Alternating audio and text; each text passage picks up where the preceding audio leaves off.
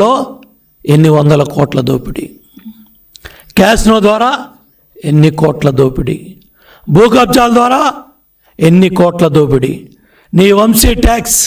అర్రర్రర్రర్రే, national highway road వేస్తూ ఉంటే flyover కట్టాలంటే నీకు డబ్బులు ఇవ్వాలా, గ్రావెల్ తోలుకోవాలంటే నీకు డబ్బులు ఇవ్వాలా, మట్టి తోలుకోవాలంటే నీకు డబ్బులు ఇవ్వాలా. వాళ్ళు డబ్బులు కడితేనే నేషనల్ హైవే రోడ్డు పనులు జరుగుతాయా? ఇవి కాదా దందాలు? ఇవి కావా అరాచకాలు?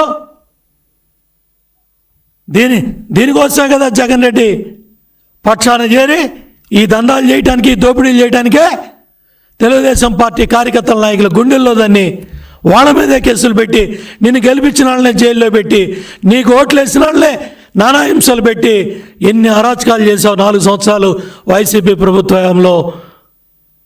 అట్లాగే బ్యాంకుల దందాల్లో ఎన్ని కోట్లు, సెటిల్మెంట్లో ఎన్ని కోట్లు, కమిషన్లో ఏ పని చేసినా, అది పంచాయతీరాజా, ఇరిగేషనా, లేకపోతే ఆర్ఎండ్బియా, ఏ వర్కులు చేసినా నీ దందాలు, నీ కమిషన్లు ఇట్లా చెప్పుకుంటూ పోతా ఉంటే పెద్ద గ్రంథమే అవుతుంది. పేదవాళ్ళకి ఇచ్చిన ఇళ్ల స్థలాల పట్టాల్లో కూడా దొంగ సంతకాల, తహసీల్దార్ల సంతకాలు కూడా దొంగ సంతకాల. 22A ఎన్ని తహసీల్దార్లను అడ్డం పెట్టుకొని కొంతమందిని ఎన్ని అరాచకాలుగా పాల్పడ్డావు.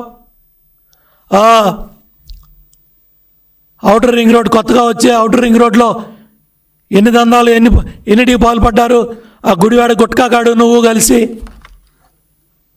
ఆ రేషన్ దొంగ పేరు నాని, గుడివాడ గుట్కా కొడాలి నాని, అట్లాగే ఈ పిల్ల సైకో వంశీ, వీళ్ళు ముగ్గురు కలిసి జగన్ రెడ్డి పాలనలో వీళ్ళు చేసిన దందాలు కానీ, పైరువీలు కానీ, కబ్జాలు కానీ ఇవన్నీ కూడా విచారణలో ఉన్నాయి.